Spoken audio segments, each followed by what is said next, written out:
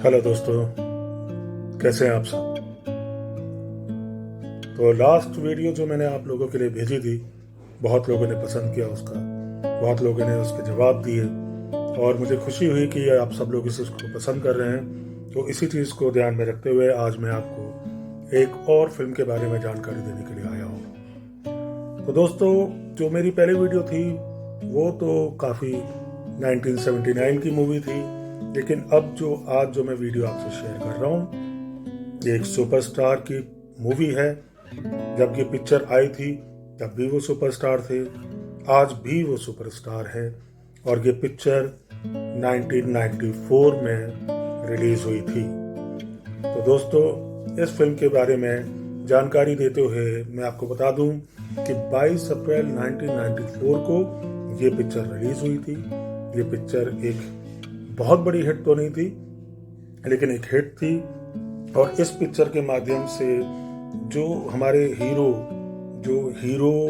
की कैटेगरी में ही रहते थे, मतलब वो हीरो वाले ही काम करते थे मूवीज वगैरह में, इस पिक्चर से कुछ चेंजेस आए जिससे कि जो हीरो हैं वो अपने आप को थोड़े से नेगेटिव रोल में भी अपने को एक्सेप्ट करना शुरू कर दिया। बिकॉज इस पिक्चर से उनको ये पता चला कि अगर आप अपने लीड रोल से, अपने मेन रोल से अगर थोड़ा नेगेटिव रोल में भी चले जाते हैं तो लोग आपको आपकी एक्टिंग के तौर पे पसंद कर लेते हैं। तो दोस्तों, थोड़ा बहुत हिंट तो मैंने आपको अभी दे दिया है, लेकिन और आपको मैं बता दूं, इस पिक्चर के डायरेक्टर थे राहुल रवेल। राहुल रवेल बहुत अच्छे डायरेक्टर हैं और बहुत अच्छी मूवीज इन्होंने दी हैं। इस फिल्म का म्यूजिक दिया है आनंद मिलिंद ने, ठीक है ना। और इस पिक्चर को लिखा है शांतनु गुप्ता ने। शांतनु गुप्ता बहुत अच्छे राइटर हैं, बहुत अच्छी स्क्रिप्ट लिखते हैं और इस पिक्चर को भी उन्होंने ही लिखा है और इस पिक्चर का स्क्रीन प्ले में भी उनका बहुत बड़ा हाथ है।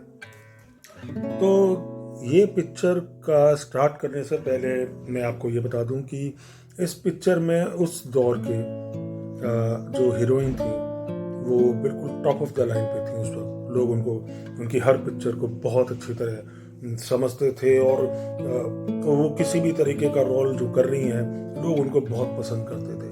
उनके डांस को लेके, उनकी एक्टिंग को लेके, उनके किरदार को लेके, यानी कि मतलब लोग उनको इतना पसंद करते थे कि वो कुछ भी करें तो लोग उनको एक्सेप्ट करते ही करते थे। लोग उनको किसी भी रोल में फिट मानते थे, सूट मानते थे। तो इस फिल्म में हीरोइन का जो रोल कर रही हैं वो उस जमाने की, जमाना तो नहीं, तो 1994 में काफ़ी पॉपुलर थी, बहुत बड़ी हिट एक्ट्रेस थी। इस फिल्म के अगर हम थीम की बात करें तो इस पिक्चर को आप एक सिंपल लाइनअप थीम में एक्सेप्ट करें तो इसको एक साइकोलॉजिकल थ्रिलर मूवीज के तौर पे माना गया। साइकोपाथ एक तरीके से एक आदमी में इस तरीके की हो जाती है कि वो किसी भी तरीके से अपनी जो मनचाही चीज़ है उसको पाने की जी तोड़ कोशिश करता है, तो इसको साइकोपाथ बोलते हैं। और इस मूवी को जो हम टैगलाइन देंगे वो साइकोलॉजिकल थ्रिलर मूवी देंगे। तो दोस्तों, ये कहानी शुरू होती है एक जो हमारे हीरो साहब हैं, ये एक बहुत रईस फैमिली को बिलोंग करते हैं। जिस शहर में वो रहते हैं उस शहर में एक नामी गिरामी परिवार को बिलोंग करते हैं। पैसा इन पे बहुत खूब होता है, तो अपने पैसे का घमंड इनको बहुत ज़्यादा होता है। तो एक बार क्या होता है कि ये अपने किसी सफ़र में, किसी विदेश यात्रा में जा रहे होते हैं, तब इनको जो हमारी हीरोइन है जो कि इस मूवी में एयर होस्टेस का किरदार कर रही हैं, तो उस पर उनकी नज़र जाती है। जब उस पर उनकी नज़र जाती है तो वो उनको मन ही मन अपना प्यार करने लगते हैं। लेकिन क्योंकि उनकी उस प्लेन में कुछ हरकत ऐसी रहती है जो बार बार एयर होस्टेस को बुलाना, ये करना, तो वो जो एयर होस्टेस हैं वो नज़रअंदाज करते हुए वो उसको निगलेक्ट सा करती हैं कि भाई ये इनका शायद दिमाग ठीक नहीं है या ये ज़बरदस्ती परेशान कर रहे हैं, तो इस तरीके से वो करते हैं। हालांकि इन हीरो की जब लैंडिंग होती है उस देश में तो इन्हें पता चलता है कि 3 घंटे बाद यही फ्लाइट वापस जाएगी और सेम क्रू जो होगा वो इसी फ्लाइट में वापस जाएगी। अब सेम क्रू होगा तो मतलब जो हमारी हीरोइन है वो भी उसमें होंगी। तो ये जो अपनी वापसी के टिकट होते हैं ये काउंटर पर जाके बोलते हैं कि भाई ये टिकट आप मेरी इस फ्लाइट की कर दें, तो वो काउंटर पे बताया जाता है कि ये टिकट ट्रांसफ़र नहीं हो सकती। तो इस फिल्म में बड़ा अच्छा दिखाया है कि वो उसी काउंटर के सामने वो अपनी वापसी का टिकट फाड़ देते हैं और जो 3 घंटे बाद सेम फ्लाइट वापस सेम क्रू के साथ जाने वाली है उसमें वो कहते हैं मेरा एक टिकट बिजनेस क्लास में कर दो। जब फ्लाइट वापस इंडिया की तरफ जाने लगती है तब वही वो अपना बेल बजाते हैं और वही हमारी एक्टर्स जो हैं, जो एयर होस्टेस हैं, वो आती हैं। तब वो देखती हैं कि भाई वही आदमी 3 घंटे के अंदर कैसे एयरपोर्ट के बाहर जाके काम वाम करके वापसी ये फ्लाइट पकड़ सकता है, इट्स नॉट इम्पॉसिबल। फिर भी वो समझ जाती है कि ये कुछ साइकोलॉजिकल, इसको कुछ ठीक ठाक नहीं है। अब क्या होता है कि वो वापस आ जाते हैं, गाना भी एक हो जाता है एयरपोर्ट पे। उसके बाद वो अपनी माँ को बताते हैं कि भाई ऐसे ऐसे एक लड़की है, क्योंकि वो बहुत ज़िद्दी होते हैं तो उनकी मम्मी भी उसके अगेंस्ट नहीं जाती हैं। तो वो किसी भी तरीके से मिलते हैं, उनके कई बार क्लब में मिलते हैं, कई बार रोड पे मिलते हैं, लेकिन उनको पता चलता है कि भाई ये जो हीरोइन है वो उनकी तरफ बिल्कुल ध्यान नहीं दे रही है। फिर वो अपनी मम्मी को लेके उनके घर पे जाते हैं, रिश्ते की बात करते हैं। तब उन्हें पता चलता है कि जब वो उस घर में जा रहे होते हैं तो उन हीरोइन की शादी हो रही होती है। तो बड़ा सैड सीन दिखाया गया है, क्योंकि उनको उस हीरोइन के बारे में ज़्यादा मालूमात होता नहीं है। वो तो रिश्ते की बात करने जाते हैं, वहाँ उनको पता चलता है कि उस हीरोइन की शादी हो गई है। लेकिन बात यहाँ ख़त्म नहीं होती, बात यहाँ से शुरू होती है, क्योंकि जो हमारे हीरो साहब हैं वो जिद, क्योंकि साइको नेचर है, साइकोपाथ उनको एक तरीके की एक बीमारी है, वो फिर भी वो पीछा नहीं छोड़ते और वो किसी तरीके से इस हीरोइन को अपना बनाने में लगे रहते हैं। इसके बाद जो उनके हस्बैंड होते हैं वो पायलट होते हैं। तो आप बिलीव करेंगे, इस पिक्चर में ये दिखाया गया है कि इनके हस्बैंड को अपने चुंगल में फंसाने के लिए वो एक नई एयरलाइन कंपनी ही शुरू कर डालते हैं और इनके हस्बैंड को बुलाते हैं और उनको HOD अपना एयरलाइन का हेड ऑफ द डिपार्टमेंट की जॉब ऑफर करते हैं और जो सैलरी उन्हें उस वक्त मिल रही होती है उससे 4 गुना सैलरी वो उनको ऑफर करते हैं। जब ये अपने जो पायलट साहब हैं ये अपनी वाइफ को, जो हमारी हीरोइन है, उनको ये बात बताते हैं तो वो मना करती हैं इस चीज़ को कि ये आदमी दिमाग से खराब है, इसके साथ नौकरी मत करो, ये कहता कुछ है करता कुछ है। लेकिन इतने बड़े ऑफर को वो कैसे निगलेक्ट करते हैं, तो वो उस एयरलाइन को ज्वाइन कर लेते हैं। तो बात चलती रहती है।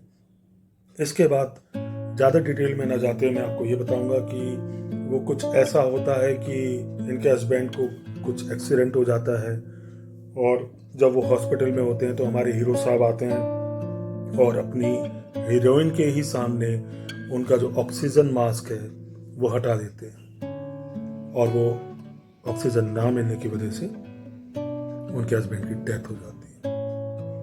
तब उनको लगता है कि जब इनके हस्बैंड की डेथ हो जाएगी तो ये मेरे को अपना लेगी, लेकिन ऐसा होता नहीं है।